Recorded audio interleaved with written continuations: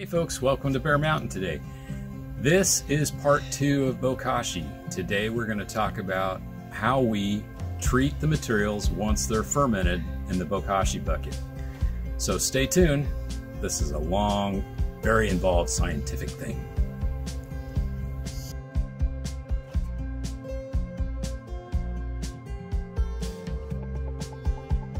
Today we're doing the second part of our Bokashi. There was a video we did a few weeks ago about how we do our basic taking care of kitchen scraps and things like that in the Bokashi bucket and why we do it. Now this is the second part. Once the material has fermented in the Bokashi bin, what do we do with it next? Now there's 2 different ways you can deal with this, actually 3.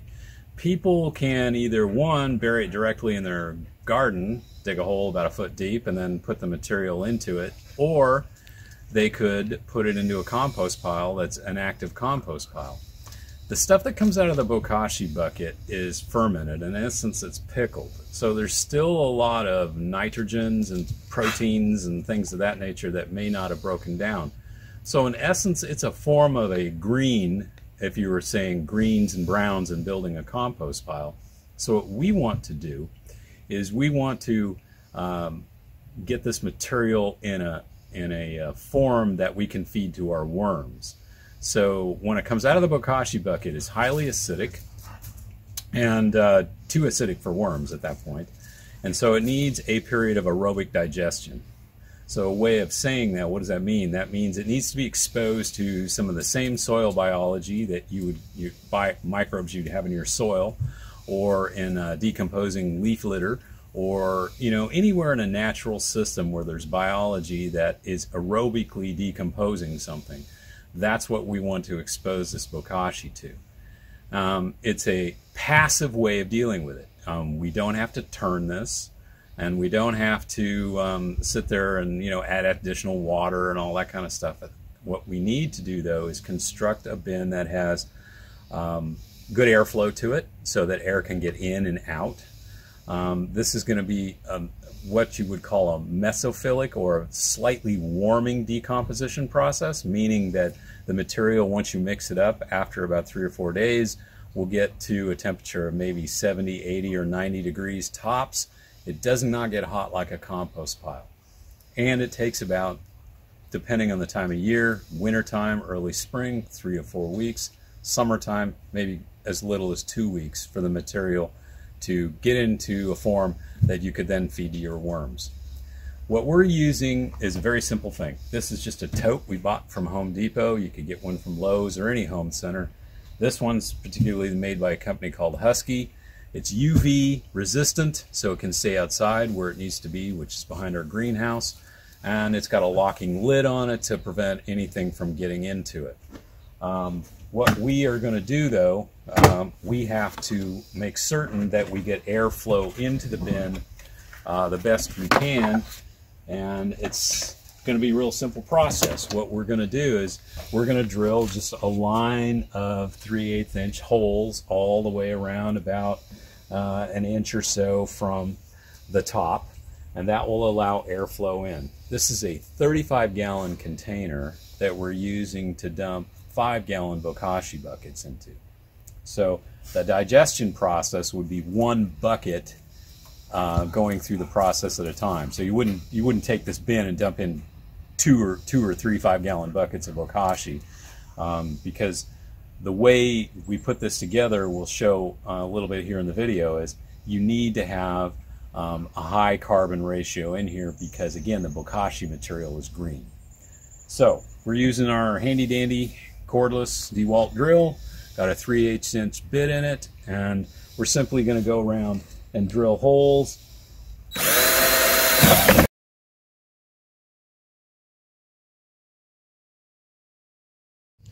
Okay, this is early spring again, so one of the last things we're going to do for a carbon addition to it is we're going to get some leaves from deciduous trees. In our case right here, we're going to be using a mix of maple and oak. But honestly, it doesn't matter. You can use any of them. The point is that these leaves are well on their way to starting to decompose. There may already be fungus spores and other things on it that will help with the decomposition, and that just adds more biology to the bin. So we're just going to get us a 4-gallon pail of those things as part of our mix. Let's do it. So this is February, so these leaves are already well on their way to decomposing. In some cases, there's even a little leaf mold down at the bottom. I'll take that too. This is looks like mostly a mixture of oak and maple. I'll try not to take too many sticks, but I'm just basically kind of grabbing what I can to fill my bucket up. Not trying to be too particular. Just remember, what we're trying to do here is we're trying to add carbon into that bin, and at the same time, there's actually biology on these leaves too, which will also help with decomposition. So that should be good enough for us to go. Let's go work on the Bokashi bin.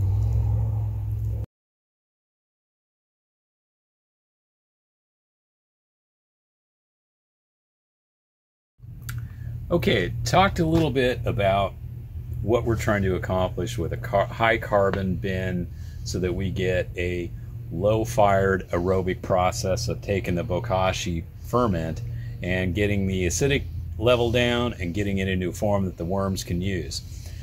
We use what we have available on the farm.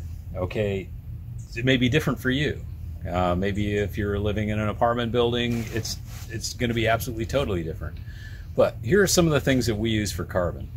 We have old wood chips from trees last year that we had taken down, and this was the branches and the things of that were chipped up. There's quite a bit of fungi in here. Okay, this is all good, what they call saprophytic fungi, meaning it's decomposing cellulose, which would be paper, and as well as, you know, anything that's got lignin in it. That will help with anything that is in the Bokashi that might have been paper towels or something of that nature, or corn cob, or anything that has a cellulose in it. That biology will help that. We use shredded up egg cartons, corrugated cardboard. Don't use newspaper because it tends to mat together, but this is for loft and a little bit of aeration and a place for kind of things to kind of give a little more space so things don't compact down as much. Talked about adding in soil. Only maybe this is about a third, so if you look at it as being one and one and one and a third, the idea is we'll use as much of this as we can, but this is really for just soil biology. This is for picking up, you know, what's in the soil, the bacteria and things of that nature that will help on the decomposition process. So it's not as important that you get all of this in, but it is important to get the wood chips and the cardboard, and this is the leaf and leaf mold. As you can tell, there's also good biology in leaf mold too. We took a picture of that earlier. This is different than the fungi. The fungi has hyphae, and I think we showed a picture of that right here. You can see the hyphal things. This is what are called actinobacteria. So it's Actinomycetes. It's just a different form of decomposition. And so what we're trying to do is get a broad variety of things. These leaves at this time of year are decomposing fast. The temperatures are cool enough and it's wet enough, but it's not so cold that biology stops. So all this cellulose that's from the leaves is decomposing pretty fast. That's the initial biology. We tend to goose this just a little bit more. Two last things that we add into it are we put in some humates, and we do that via our worm castings. So we make a weak worm tea that we're going to use, and then we also add some of indigenous microorganisms that we have captured, IMO, in our Korean natural farming. Now all this is just for us to boost it. You don't need to do all those steps in order to make this work right. All you really need to do is just find some biology. You can find that in purchased worm castings. You can find it in, you know, good compost that you may have, or maybe you have access to. The whole point is what you're trying to do is inoculate this pile, this carbon, and the Bokashi to get the process to go. We're just taking advantage of everything that we have on the property now at this time of year that gives us a broad variety of different biology. So let's show mixing the last two parts, the worm tea and the IMO. Okay, this was the indigenous microorganisms that we captured at the soil leaf mold area around the base of maple trees. And it was put up last fall. And what we're going to do is we're just going to take about a tablespoon of this inoculant, because there's quite a bit of actual good biology in here. It ends up being about a tablespoon. Now it doesn't look like much. It's just basically the captured rice, and all the microbes are kind of asleep, suspended in the sugar. And we'll put it in some warm water. Let's see if I can get my hand. Okay, this is thrilling video here as we fill up the container. But what we're doing is we're putting in lukewarm water to wake the microbes up. Kind of stir it around. And it's going to make a nice little tea. It's not critical about how much of it is. It's just enough that you can get the material dissolved. So the whole idea is that what we're trying to do is get it dissolved. And I can already smell, it smells like soil. It's interesting. Okay, that's our IMO. All right, last thing we're going to do is make up some worm tea. And this has got humates in it and a whole bunch of good biology. And so we're going to put into this coffee can, which I think probably holds maybe a liter, liter and a half, maybe closer to 2. We'll put 3 tablespoons in, nice heaping tablespoons. And the point on this is what we're trying to get out of it is a little bit of humates, but we're also trying to get the biology from the worms. And again, we just use the lukewarm water.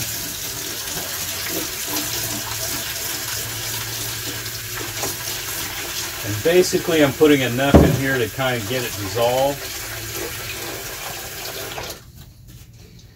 And as you can see, we got a nice lot of deep dark. That's all the humates that are making that nice deep color. Okay, so we got our IMO tea and our worm casting tea. Now it's time to actually mix this stuff up. Now remember, this is for a first time. So there's a lot of steps in the first time, but afterwards it becomes really easy to do. Okay, we got our components laid out. And so now what we're going to do is mix the base of the worm, or excuse me, not worm bin, but the Bokashi bin. Now the way this digester works is, if you think about it from a ratio standpoint, it's going to be 2/3 of this mixture of high carbon with 1/3 of the green Bokashi ferment. So if you think about it from a ratio standpoint, it's 66 and 34. Okay, so we're keeping the greens level slightly lower than you would in a normal compost pile, and this will be able to keep the temperature down. So what we're going to do is we're going to make a layer on the bottom that's pretty carbonaceous. We're going to put our cardboard, our wood chips, and some leaf plus soil. We're going to mix that up, and then we'll lay that down to be like maybe 3 inches at the bottom of this bin. And the whole point on this is we're going to have more carbon in the form of cardboard at the bottom, because we want to get some loft. So if there is any liquid that leaches out of the green Bokashi stuff, it's going to get absorbed by the cardboard. So we'll start with that. We'll put, since we're mixing the first half, we'll put about half of it in.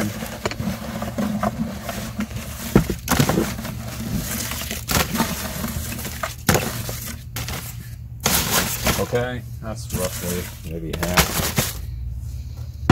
Okay, then we're going to we'll start with our leaf molds. We'll put about half of that in.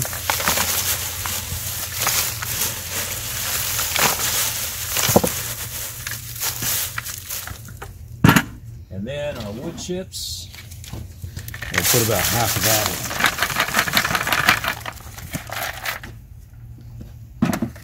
in. And the last component that we'll start with here is we'll put just enough soil to give a nice inoculation of whatever soil biology. So we're kind of mixing around a little bit. Should you be wearing gloves?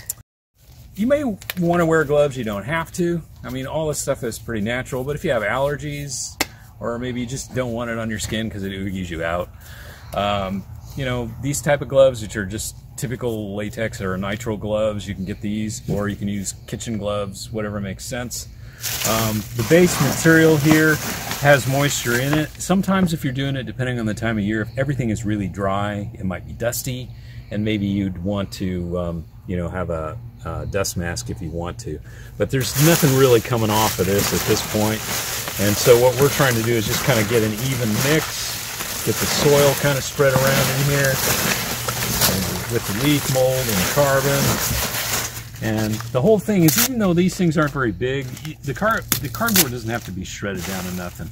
Because the whole idea is you're creating pore space with corrugated carbon anyway. So that'll be good. Okay, so one of the things I do now at this point is I put moisture in it by putting some of the worm tea and some of the IMO tea in here, because we're trying to inoculate it. So the whole point is not to soak it. This is the IMO tea. And it's just enough to give it a little bit of moisture, saving half of it for later. Gotta find a spot to put this. And then the same idea with the worm tea.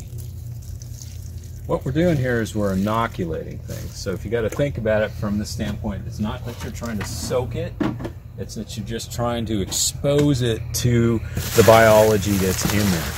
So this has now got really a lot of active biology in it. If you think about it, it's got the fungus from the wood chips, it's got the Actinomycetes from the leaves, plus other biology that we captured from our IMO, and anything that came out of the worm bin. So there's lots of good stuff in here. So we're just going to make certain that, you know, everything is kind of coated. It doesn't matter if you have a few sticks in here or anything like that, or if it bothers you, throw them out. Whatever.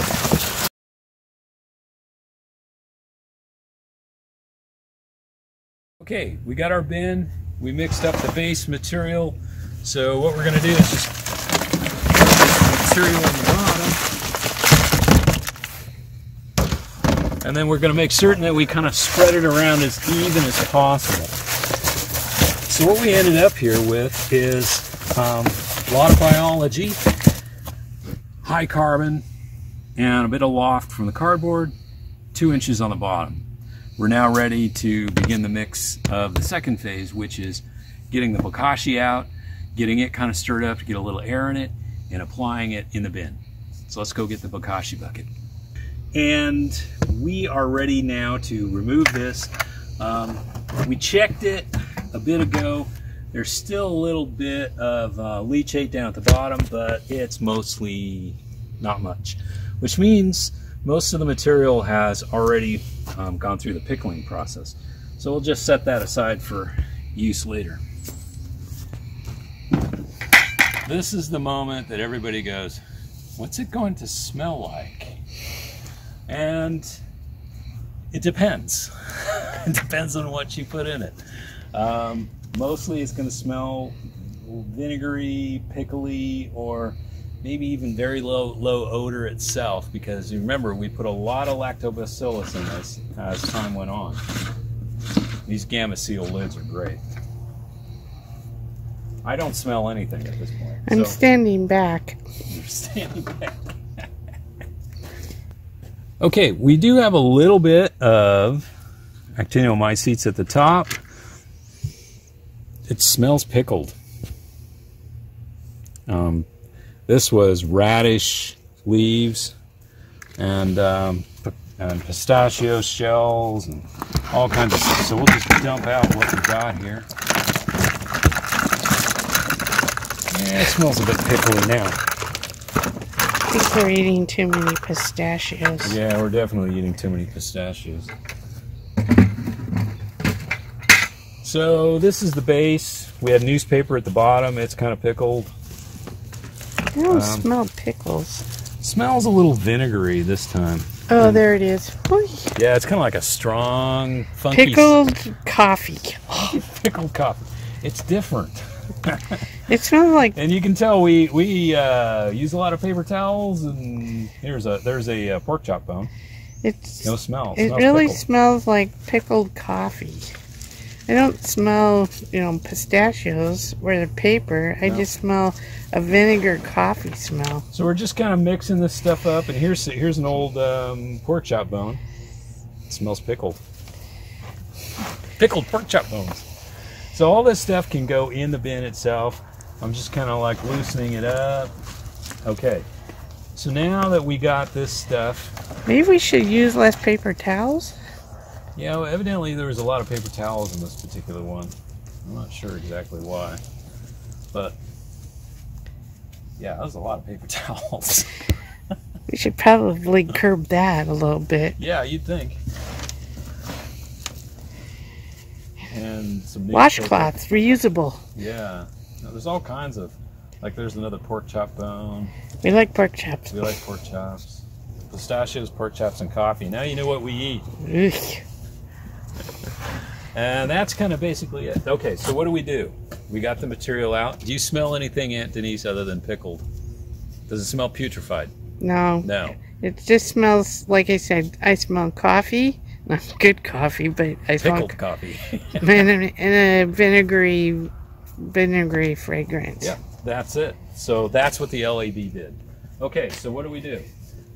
We want to kind of inoculate it. Not as much with the carbon, but we're going to put a little bit of soil in it. And we're also going to put, this is eggshell, ground eggshell, and this is just calcium carbonate. And what this will do is this will help with acidity. This is a whole lot of steps. Is there a faster way to do all this? Or Well, this is the initial? We're setting a bin up in the initial time. Okay? So then it's So in the future, the only thing we're going to have to do is get a little bit of dirt, some eggshell, and if you want, maybe we can add a little like wood chips or other cellulose or some carbon to it if you need to. So it's too just wet. the beginning process is yeah. lengthy. The whole point of what we're trying to do at this point is Get the a thing system set up. started. Because once the biology is in there, as the material decomposes, you'll take the Bokashi material out and you'll feed that to the worms. Okay. And then you'll have room to put in another bucket of Bokashi. So the whole point is it just keeps on cycling through. And what's the end that we're going to use all of this? All The of end product. All of the worm castings go into making Bokashi. No, I'm just kidding. The worm castings are being used for worm tea for our transplants, fertilizing our transplants, getting our transplants bumped up, as well as for our mini blocks. We put worm tea in that as well to give it an inoculant. So the whole idea is what we're trying to do is take something out of our waste stream that would have gone into the garbage can or things that weren't compostable, like meat scraps or dairy scraps. There is dairy scraps in here, like cheese and stuff like that, but it's gone basically. And what we have left here is the pickled remains. I mean, like here is the part of a bell pepper, and part of a, looks like, I'm not sure what. So then the final product after all this is a liquid that we use, like you say, for transplants and soil blocks and stuff. Exactly. We have been using some parts of that already, right? Yep. And have we noticed a difference? Yes, big difference. Germination rates on some things that were difficult to germinate. As an example, we had some older seed of delphinium that technically delphinium larkspur type seed's good for a year, and this was old seed, so we did a test on it. This seed was a year old. No, it's beyond a year. Beyond a year, and we got, what'd you say? It's about 60% germination rate, which isn't great, but it's old seed, and it should have been near maybe zero. Right. So, and it does make a difference. And the seedlings that are coming up, we're getting really good root systems on. The roots are way improved. They seem stronger, and so that's been a good thing. Okay, so we got the eggshell mixed in here. We're going to throw a little bit of the worm tea on it, just a smidge, just for inoculant. Remember, we're inoculating. It's not we're moistening, we're just inoculating. We're just putting biology in it. That's smart. We'll put a little bit of the IMO-T in it. Okay, just enough. We're not trying to add too much moisture. We're just trying to get the good guys in here. We're putting air in it. Mix it up nicely. Okay, so now we're going to go to the next step. And what we do is we put this Bokashi layer in the bin. It's no more complicated than this.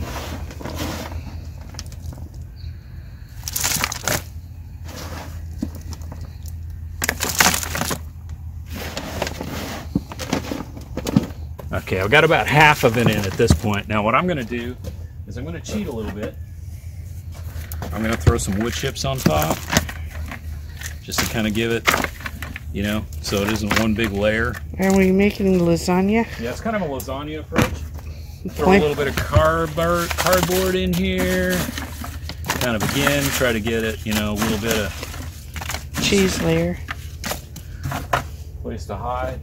And now I'm going to use some leaves, which has its own biology in it. Okay, then we put the rest of the material in. Now, in a future bin, you know, when you're doing it another time, all you need to do is add in your carbon in between. So your shredded cardboard, leaves, whatever.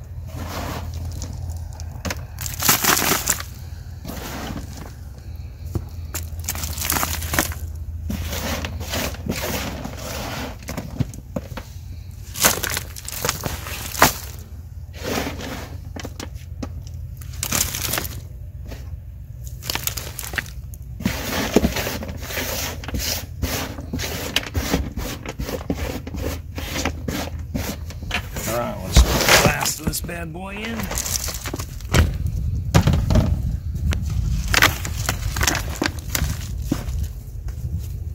Anything that you want, you could rip things up if you want, or shred things a little more. But frankly, I'm not going to worry about that because the whole point is I want the acidity to go down and the worms are going to do the work. Okay, last step. We're going to put a top dressing on this of essentially the same material that we made before, which was cardboard, wood chips,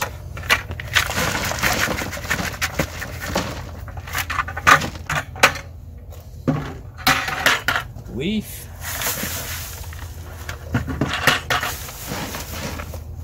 a little bit of dirt again,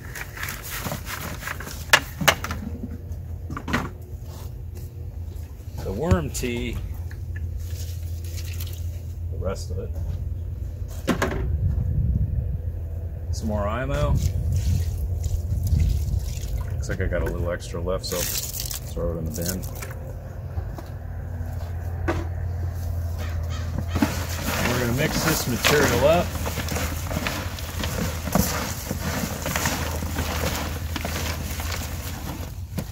I have a little bit extra that I pre-mixed from last time, so I'm going to throw a little bit more in there because I'm a little short.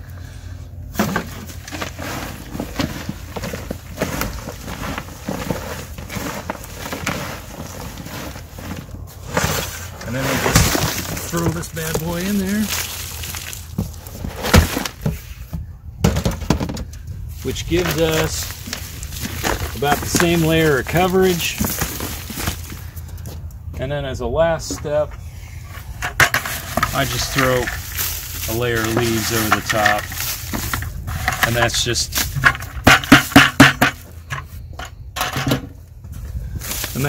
a matter of, you know, giving a little bit of carbon over the top. Our air holes around the side. So technically there's room in here for more material.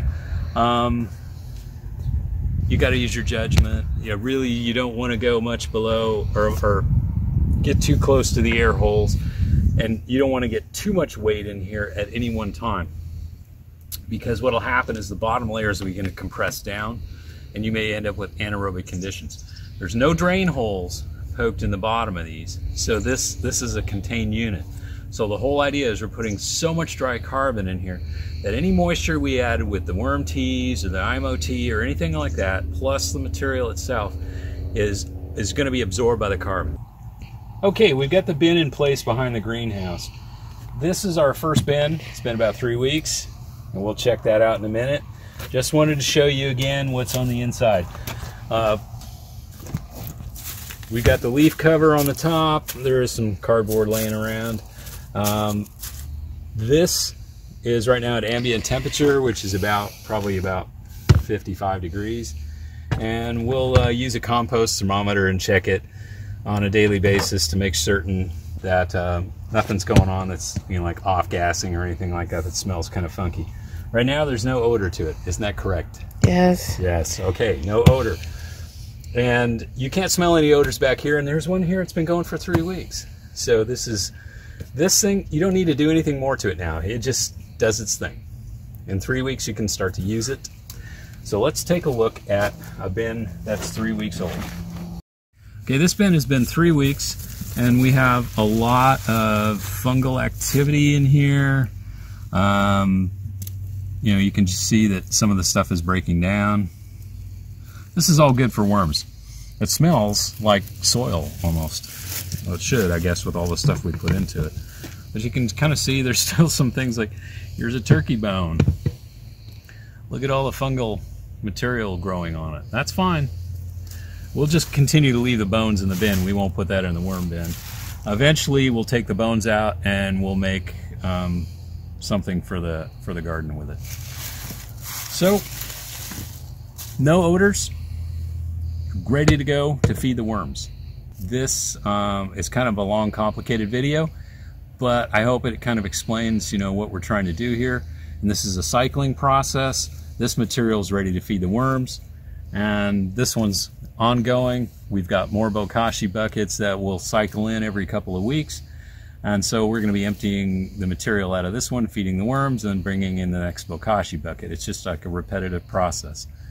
To do the next Bokashi bucket, it's really a lot simpler than what we did to set up. You just need to take the Bokashi, mix it up with some calcium carbonate, eggshell, and put some soil inoculant into it, and if you want, maybe a little carbon, and then add it to your bin. And then again, make sure you have at least a couple inches on the bottom of your material, your carbon material. If you need to, add more cardboard and cover it on the top.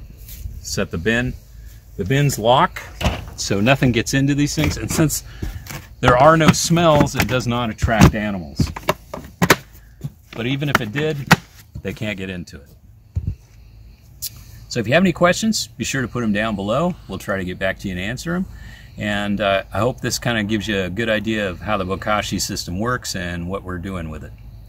So thanks again for watching, and we'll see you the next time, and you have a good day.